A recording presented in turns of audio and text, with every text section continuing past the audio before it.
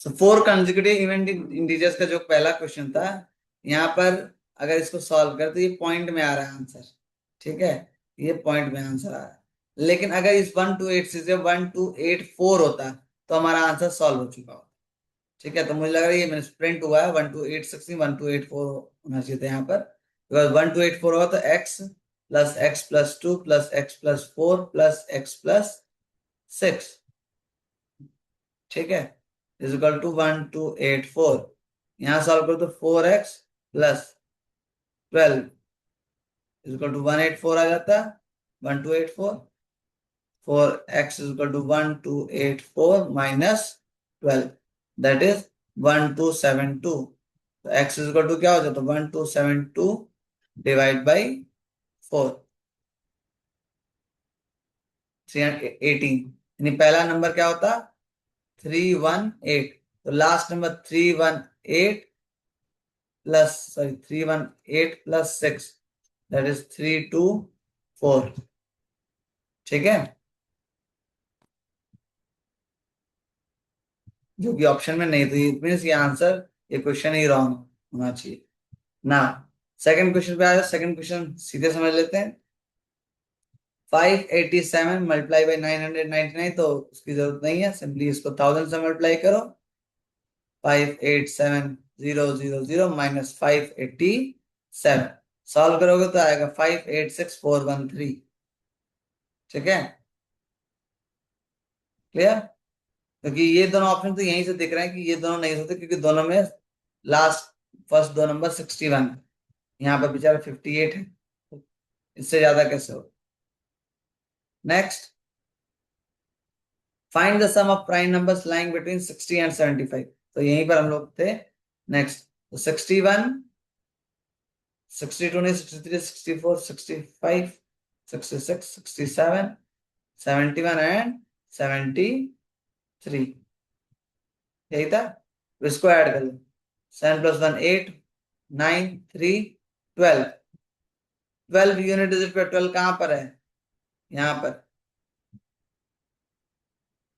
Answer खत्म।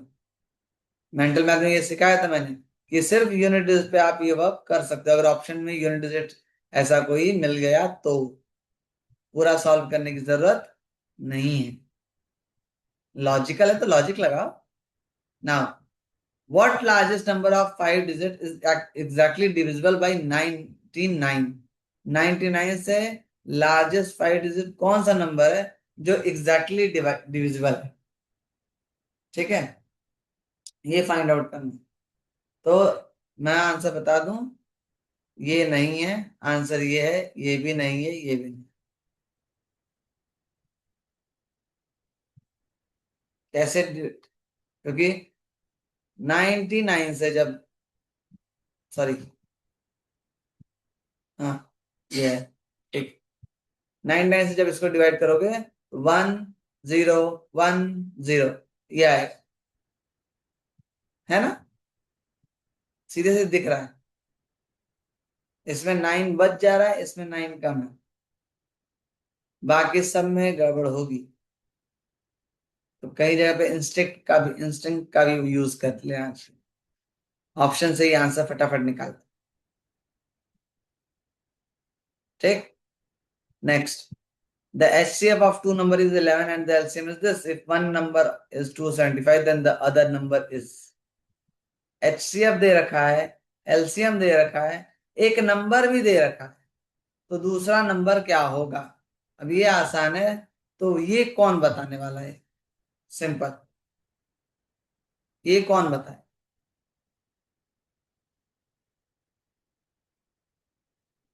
Okay चलो रिद्धि बताओ, पहले वीडियो ऑन करो और अनम्यूट करो दोनों। क्या करेंगे इसमें, क्या करना होगा, अगर HCF LCM दोनों दिया हुआ है और एक नंबर दिया तो क्या, कैसे फाइंड करेंगे दूसरा नंबर। पहले first number into 275 is equals to 7700 into 11। फिर यस, 275 बस डिनोमिनेटर में होगा। Simple, the product of HCF the product of HCF and LCM is equal to product of both the number. तो पहला नंबर का 275, दूसरा नंबर x मान लेते हैं। This is the formula of the finding the numbers. ठीक है, HCF LCM को मल्टीप्लाई करो तो इसके बराबर आना चाहिए। तो HCF आपके पास 11 है, LCM 7700 है, इसको डिवाइड करो 275 से, आपका दूसरा नंबर आ जाए। तो मैं यहाँ पर कैलकुलेटर की हेल्प लूंगा कि मेरी कैलकुलेशन इतनी फास्ट नहीं है। ठीक है, वहां पर आपको कैलकुलेटर नहीं मिलने वाला, मैं पहले ही बता दूं।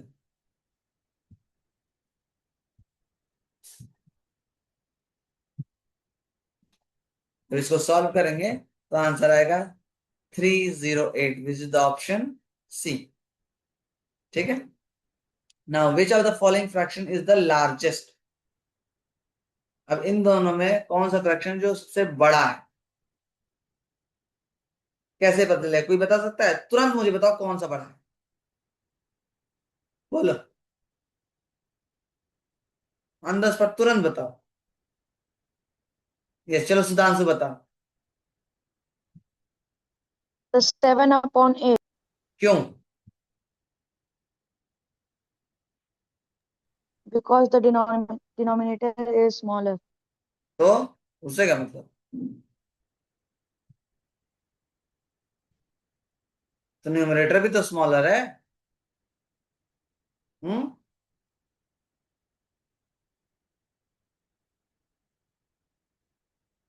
चलो मैं एक क्वेश्चन करता हूँ, तुमने जो लॉजिक दिया उस हिसाब से अगर मैं 2/5 लिखता हूँ, दूसरा 7/8 लिखता हूँ, तो इसमें कौन बड़ा है?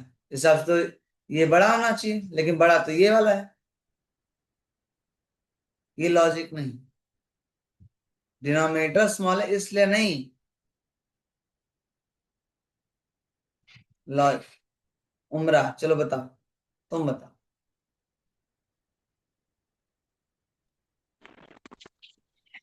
Sir, we can compare it हाँ, तुम्हारी वॉइस क्लियर नहीं है बच्चा, repeat it again please. Sir, we will compare it. Compare it, तो क्या कंपेयर करें? कंपेयर इट तो करेंगे, लेकिन क्या कंपेयर करें वो भी तो बताओ, कैसे करेंगे compare?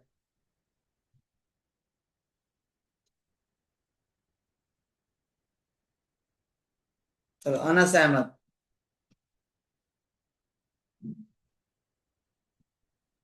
Sir, we will compare the number. कौन क्या क्या नंबर कैसे करेंगे बताओ, कौन कौन से नंबर करेंगे वो तो बताओ। कंपेयर में चारों ही नंबर ही हैं,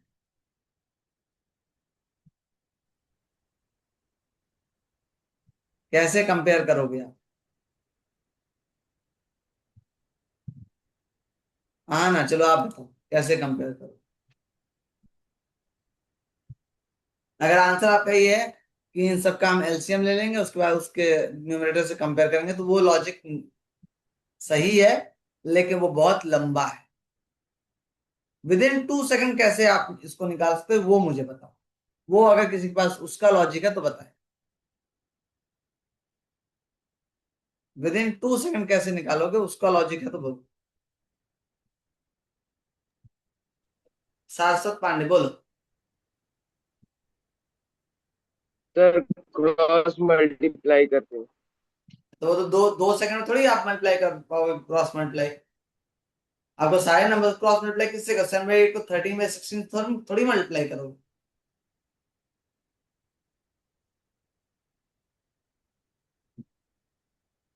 श्रेया सिंह, चलो आप बताओ।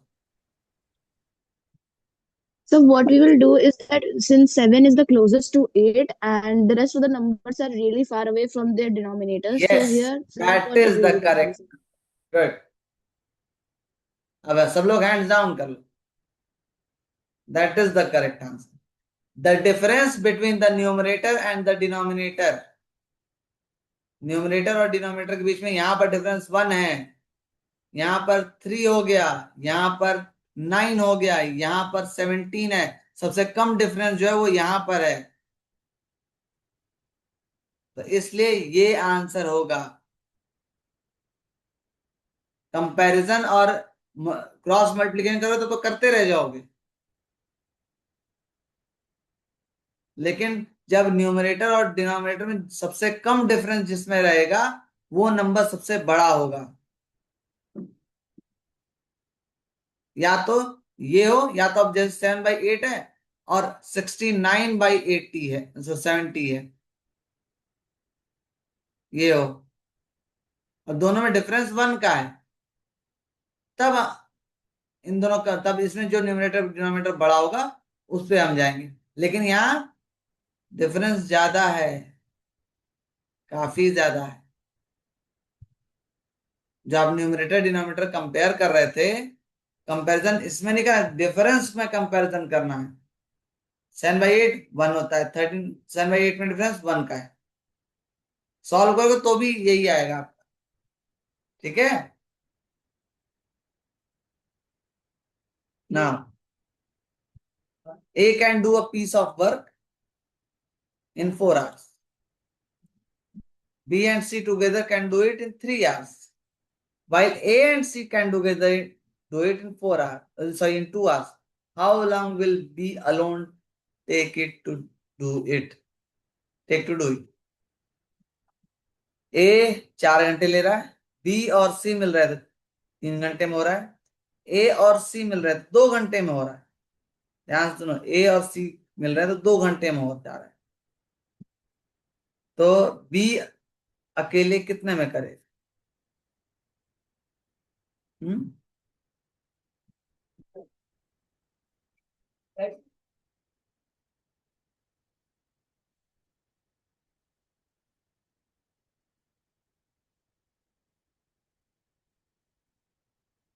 बताओ भाई।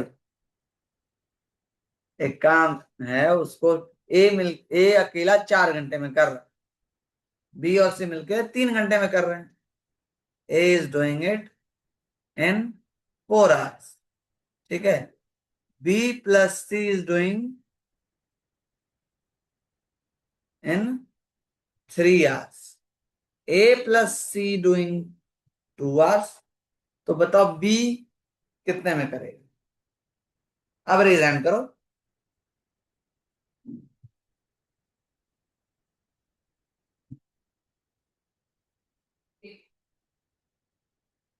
चलो बताओ। और 12 कब? hours. हाँ रिद्धि बोलो, चलो बोलो आप। 12 hours. 12 आवर्स कैसे, वो भी बताना है ना।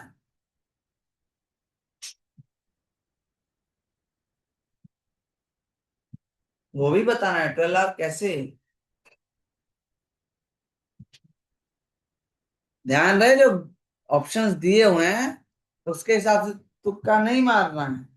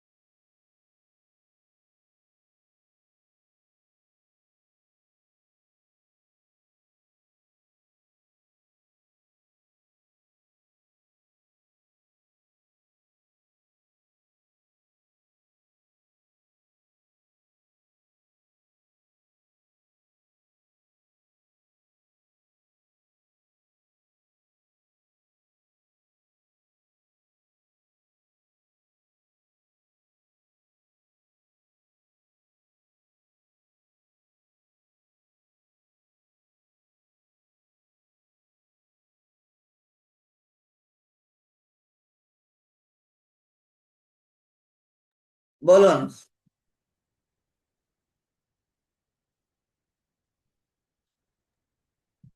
Sir, 12 hours. Hmm Sir, 12 hours.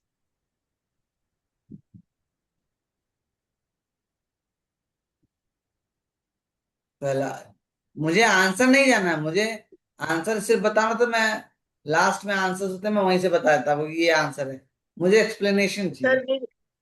sir, first we will take the LCM of 4 and 3. It will come 12, and then we will divide 12 to 4. It will come 3 units, and then we will uh,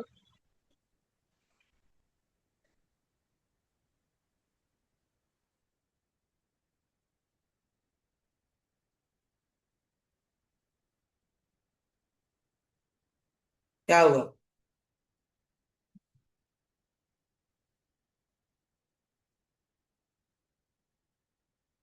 बताओ। uh, starting starting सही थी, लेकिन ending में गड़बड़ हो गई। देखो simply, yes LCM लेना है, 4 और 2 का एलसीएम लोगे तो 12 आएगा। ठीक है, यानी एक तरह से कह सकते 12 आवर्स का वर्क है। ठीक है, 12 आवर्स का वर्क है। अब ए कितना कर रहा है? वो पूरा काम खत्म कर रहा है 4 घंटे में, यानी ए 1 घंटे में कितना कर रहा है? तो 12 को 4 से डिवाइड, दैट इज 3 यूनिट्स, एक तरह से कह सकते हैं। वहीं बी प्लस सी मिलके कितना कर रहे हैं? 3। तो इसको भी 12 से डिवाइड कर, 12 डिवाइड बाई 3, तो ये आएगा 4 यूनिट। बी और सी मिलके दोनों कर रहे हैं, और ए और सी मिलके तो 12 डिवाइड बाई 2, दैट इज 6। लेकिन ए अकेले कितना कर रहा है? 3 यूनिट। तो जब उस टाइम करेगा तो वो भी, उसकी भी इफिशियंसी यही रहेगी। तो 6 - 2 कितना हो गया? 4 हो गया। सॉरी, 6 - 3 कितना हो गया? 3 हो गया। यानी सी, ए और सी में सी कितना कर रहा है? सी भी कर रहा है 3 यूनिट्स। ठीक है, सी कर रहा है 3 यूनिट्स, और ए भी कर रहा है 3 यूनिट्स। तो B plus C is equal to 4 units. C कर रहा है 3 यूनिट, तो बी कितना करेगा? 1 यूनिट। 1 घंटे में कितना वर्क हो रहा है बी से? 1 यूनिट। टोटल वर्क कितना है? 12 यूनिट। तो कितना डलेगा? 12 आवर्स। समझ में आया? नहीं है, मुझे पता है। चलो कोई नहीं, इसको दोबारा कर, इसको दोबारा समझाता हूं।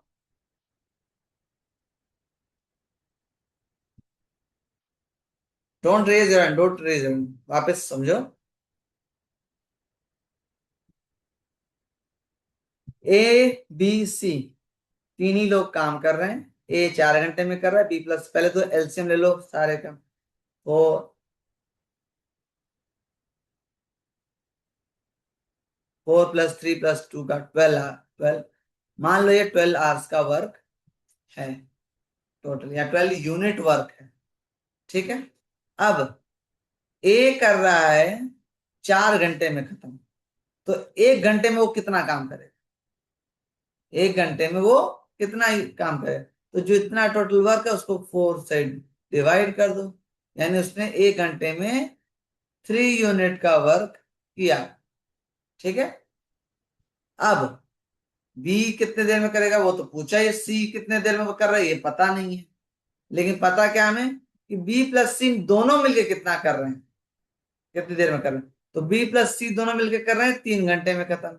तो 1 घंटे में वो कितना करेंगे? तो 12 डिवाइड बाई 3, तो ये हो गया 4 यूनिट्स। ठीक, अब ए और सी मिलके कितना देर कर रहे हैं? तो ए प्लस सी मिलके उसको कर रहे हैं 2 घंटे में खत्म, यानी 12 divide by 2 is equal to 6। यानी वो दोनों मिलके 1 घंटे में 6 यूनिट्स कर रहे हैं। ठीक है, तो अगर अब ए, अब क्या निकालेंगे? ए पता है, यहां पर ए और सी कॉमन है, ए सी मिलके कितना कर रहे हैं ये पता है, ए अकेले कितना कर रहा है ये भी पता है। तो अगर सी से मैं वो माइनस कर दूं, ए प्लस सी से मैं वो माइनस कर दूं कि ए जितना वर्क कर रहा है 1 घंटे में, आ जाएगा भाई। ए प्लस सी दोनों ही तो 1 घंटे वर्क कर रहे हैं। एक ए 1 घंटे में 3 यूनिट कर रहा है, सी का पता नहीं, लेकिन दोनों मिलके 6 यूनिट्स कर रहे हैं। तो भाई ए जितना अकेले 1 घंटे में कर रहा है उसको माइनस कर दो, कितना कर रहा है, तो तब आ जाएगा आपका सी कितना कर रहा है, 3 यूनिट्स। ठीक, 3 यूनिट आ गया कि सी अकेले कर रहा है। अब बी प्लस सी पता है कि 4 यूनिट कर रहा है 1 घंटे में, सी उसमें से अकेले 3 यूनिट कर सकता है 1 घंटे में, तो बी कितना करेगा 1 घंटे में, कितने यूनिट, 1 यूनिट। बी की स्पीड क्या होगी, 1 यूनिट। ठीक है, बी का जो कैपेसिटी है, जो वर्क है, वो 1 घंटे में वो 1 ही यूनिट करेगा। थोड़ा लेजी है, तो 1 घंटे में वो 1 यूनिट करेगा, तो 12 यूनिट करने में कितना लगा, 12 समझ में आई बात, क्लियर हुआ, गुड। अब मधु income is 12,000 per month, she says she pays 20% tax on monthly income above rupees 2,000 and she spends 30% of the remaining income. How much does she save annually? उसने क्या क्या है, मधु 12,000 पर मंथ इनकम है, हाँ कुछ ज्यादा ही कम है, उस पर भी बेचारे को टैक्स देना पड़ता है, 20% होगी। ठीक है, she pays 20% tax on monthly income above rupees 2,000 and she spent 30% of the remaining income. How much does she save annually? Annually वो कितना सेव करे, तो सिंपल, इसमें आपको पहले 20% टैक्स निकाल दीजिए, फिर जो बचेगा उसमें से 30% आपको स्पेंडिंग निकालना पड़ेगा, फिर जो बचा वो मंथली सेविंग उसकी, तो इसको 12 से मल्टीप्लाई करोगे तब आपका टोटल सेविंग आएगी। तो अब यहाँ 6,720 है, यहाँ 7,000, तो ये तो पूरी तरह से हटा ही दो, बिकॉज ये दोनों नहीं हो सकता, इससे ज्यादा ही होगा, क्योंकि 12,000 मंथली है, और 20% और बचा जो है उसका 30% वो खर्च कर देंगे। ठीक है, 20% टैक्स पे करने के बाद जो बचा है उस पे वो कर रही। ठीक है, तो अब आपको बताने की कितना टोटल से, तो इसमें अब लॉजिकल के दिन, सॉरी कंपटीशन के दिन, जब लॉजिकल पे ऐसे क्वेश्चन दिखेंगे तो ज्यादा कुछ नहीं करना है, सिंपली तुरंत उसको छोड़ दो, because they will take your time, ये बहुत ही टाइम टेकन होंगे। ठीक है, उस पर जितना हो सके लास्ट में आ जाओ, इस पे लास्ट में करो, ताकि टाइम आपका इसमें वेस्ट ना हो, बिकॉज ये बहुत ही लेंदी होने वाला है।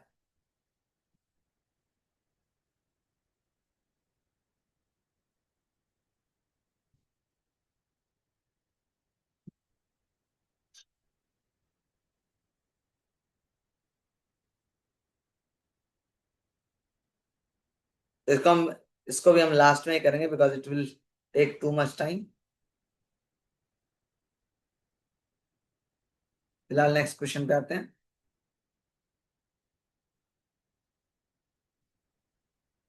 A man buy a cycle of this and sell it at loss of 15%. What is the selling price of the cycle?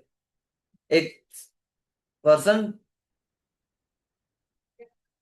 खरीदता है, कॉस्ट प्राइस 1400 है, सेल 15% के लॉस पे करता है, तो सेलिंग प्राइस क्या होने वाला है? ठीक है, ये आपको बताना है।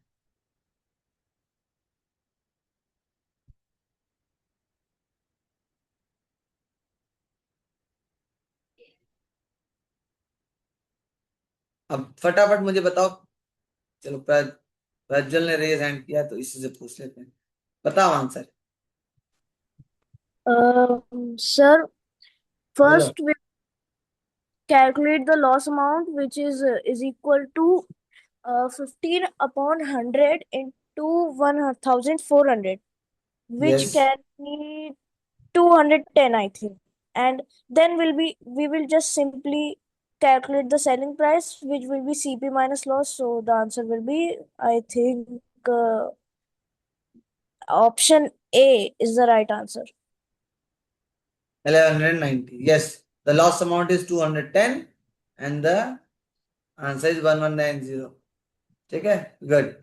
Now, how much time will it take for an amount of rupees 450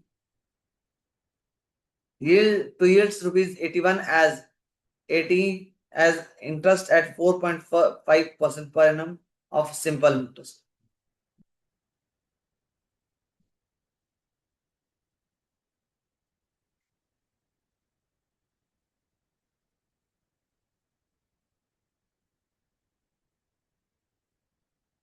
क्या 450 रुपीज है, 4.5% इंटरेस्ट है, सॉरी 4.5% रेट है, उस पे जो इंटरेस्ट 81 आना चाहिए वो कितने दिन में आ जाए, ये बताओ।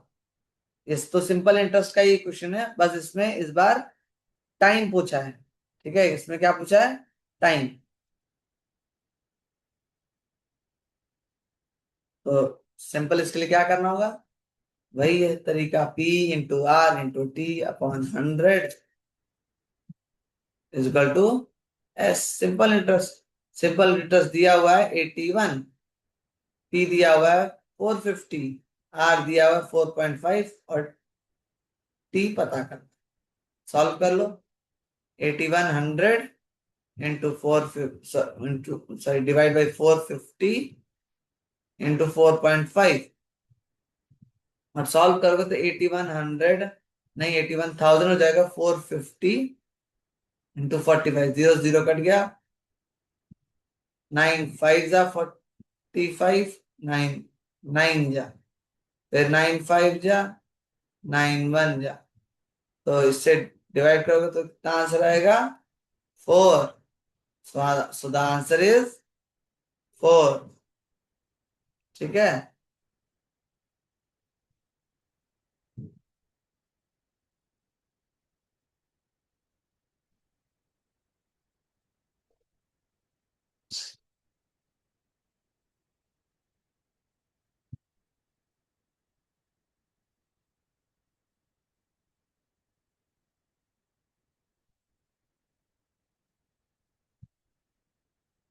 चलो नेक्स्ट करते हैं। इफ 0.75 रेशियो एंड प्रोपोर्शन का, ये बहुत ज्यादा मुझे समझाने की जरूरत नहीं है, आप सबको इजीली ये आ जाएगा। ठीक है, तो आंसर क्या होगा,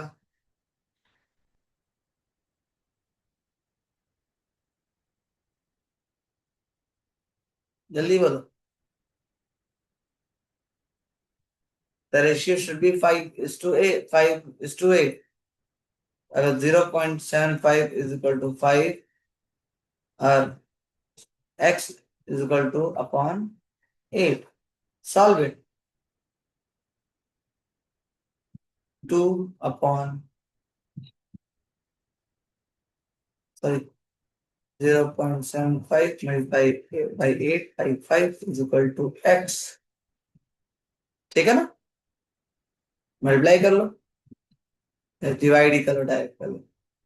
15 15 8 जा 1.20, so the answer is C।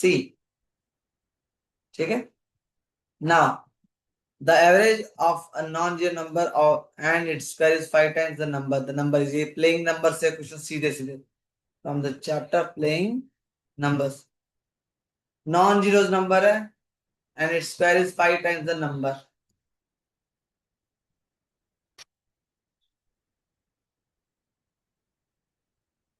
एक नॉन जीरो नंबर यानी यूनिट इस पे जीरो नहीं हो सकता है।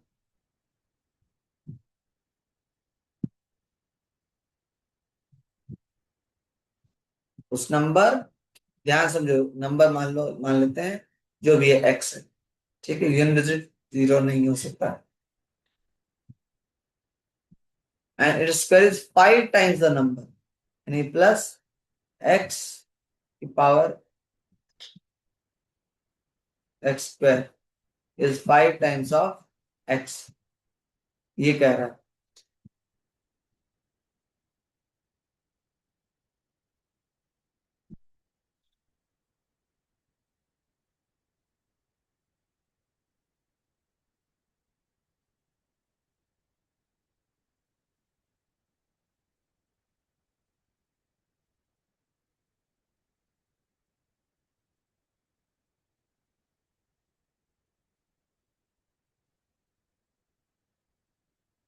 भाई नोट कर लो ये क्वेश्चन, बहुत लेंदी जाने वाले। मैं अब सोच रहा हूँ कि 15 क्वेश्चन ही बहुत है।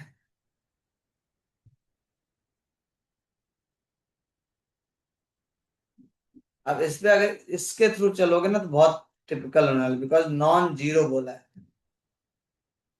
इसके थ्रू आप इसी पे सॉल्व कर सकते हो, ऑप्शन पे ही, उस प्लेस पे वो ऑप्शंस रख के दे दो। अगर ए बी में से रहा तो जल्दी आंसर आ जाएगा, और डी तक गया तो बहुत लेंदी जाने वाला है। ठीक है, फिलहाल हम 16 से शुरू करते हैं। तो 16 नॉन जीरो नंबर है, and average of its square is 5 times the number, यानी 16 प्लस 16 का स्क्वायर 256 अपॉन 2, एवरेज बोला है। तो 16 प्लस 256 अपॉन 2, इसको सॉल्व करोगे तो कितना आएगा? That is 272 upon 2। इसको सॉल्व करो तो ये आंसर तो गलत है, बिकॉज 5 टाइम्स तो नहीं हो रहा है, क्योंकि 5 टाइम्स 16 का क्या होता है? 80 होता है। तो ये आंसर भी गलत है, और बढ़ोगे तो ये भी आंसर है। तो आंसर या तो 6 है या तो 9। इसको चेक कर लेते हैं। 6 प्लस 36 अपॉन 2, 36 42 अपॉन 2 21, ये भी आंसर रॉन्ग है। 9 पे आ जाओ। 9 प्लस 81 अपॉन 2, तो 90 upon 2, yes that is the answer 45। ये 5 टाइम्स भी है और करेक्ट। ठीक है, तो अब अगर डी आंसर हुआ तब तो बहुत टाइम लगने वाला है ऐसे क्वेश्चन में तुम्हें, लेकिन डी नहीं हुआ तब शायद ए बी में से हो गया, ए हो गया किस्मत अच्छी है तो बहुत ही बढ़िया। ठीक है ना, नेक्स्ट। तो ऐसे क्वेश्चन के लिए ही आपको टाइम बचाना है, और टाइम कहां से बचा सकते हो आप? मेंटल मैथ और स्पीड हैंड राइटिंग से। ठीक है, mental math, speed hand writing, और तीसरा सबसे सबसे ज्यादा टाइम बचेगा जीके से। सबसे ज्यादा टाइम बचेगा जीके से। ठीक है, तो आज 14 क्वेश्चन ही हम करेंगे, इतने बहुत है। So a man is 24 years older than his son. In 2 years his age will be twice the age of his son. The person present age of the son is, अभी मान लेते हैं a man is 24 years older than his son, यानी सन की as अगर x है तो पापा की एज x प्लस 24 हो। ठीक है, और कहा क्या है? 2 साल बाद, 2 साल यानी x प्लस 2 अगर करें तो this is the twice, sorry twice of x plus 2 is equal to 24 plus x। Simple. ठीक है, तो सॉल्व कर लो इसको सीधे। 2x plus 4 is equal to 24 plus x। x को इधर भेजा तो बचा x, यहाँ पर 24 माइनस 4 इज इक्वल टू 20। तो x यानी बेटे की एज क्या आ गई? 20। यार ऐसा कैसे? Sorry sorry sorry, my mistake भाई। 2 साल बाद ये भी तो बढ़ेगा 2। 2 साल बाद अगर ये x प्लस 2 हो रहा है तो इसमें भी तो 2 बढ़ जाएंगे, तो दैट इज 26 हो जाएगा। Sorry, 26 minus 4 that is 22। मैंने सन की एज 2 साल बढ़ा दी, लेकिन यहाँ पर 2 प्लस नहीं किया। That is the answer is 22 not 20। Again समझा दे रहा हूं। बेटे की एज x, पापा की एज होगी x प्लस 24। 2 साल बाद बेटे की एज होगी x प्लस 2, और पापा की एज होगी x प्लस 24 प्लस 2। ठीक है, अब दोनों बराबर कैसे होंगे? पापा की एज बेटे की एज से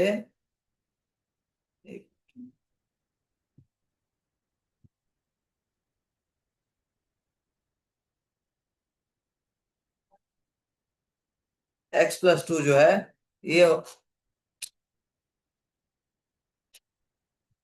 सॉरी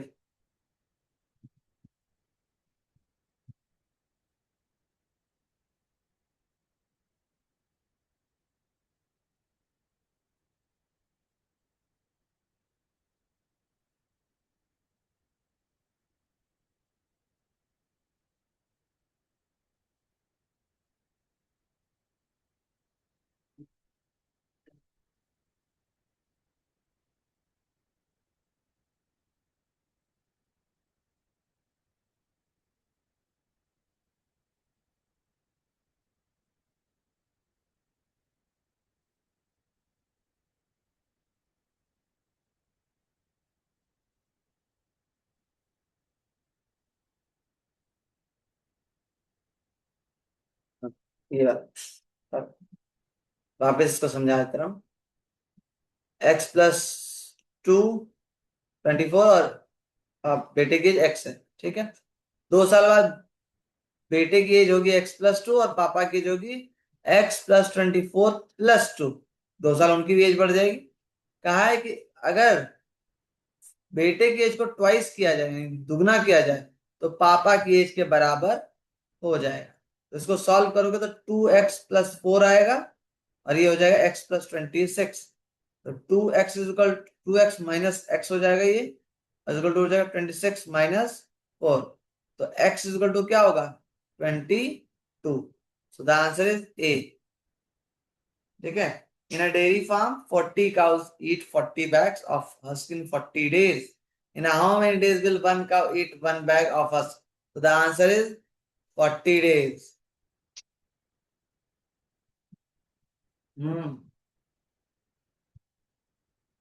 क्योंकि तुमने ध्यान नहीं दिया। 40 काउस 40 बैग्स, यानी हर एक काउ एक बैग। कितने दिन में? 40 डेज में। तो एक काउ एक बैग कितने दिन में? 40 डेज में। ऐसा क्वेश्चन अभी एक और था कि 100 कैट्स 100 माइस को पकड़ रही हैं, यानी 100 कैट कैचेस 100 माइस इन 100 डेज। तो 1 cat catches 1 mice in how many days? So the answer is that is also 100 days. ठीक है। ये लॉजिकल, इसमें कोई फॉर्मूला नहीं आएगा काम, इसमें लॉजिक काम है। ठीक है।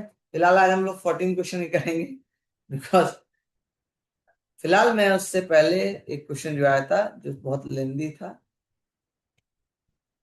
ये बात, उसको मैं खत्म करता हूँ। Madhu's income rupees 12,000 per month. She pays 20% tax on monthly income above rupees 2,000.